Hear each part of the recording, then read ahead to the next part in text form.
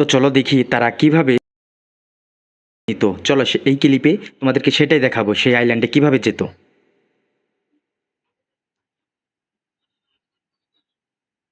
দেখো এখানে হয়তো কারোর সাথে কথা বলছে, এখান থেকে উঠাচ্ছে আর কি, দেখতে পাচ্ছ ভিডিওর ক্লিপে। চলে গেল। এখানে হয়তো কারোর সাথে কথা বলবে, এখন ফোনে আলাপ করবে আর কি, ফোনে কথা বলছে কারোর সাথে।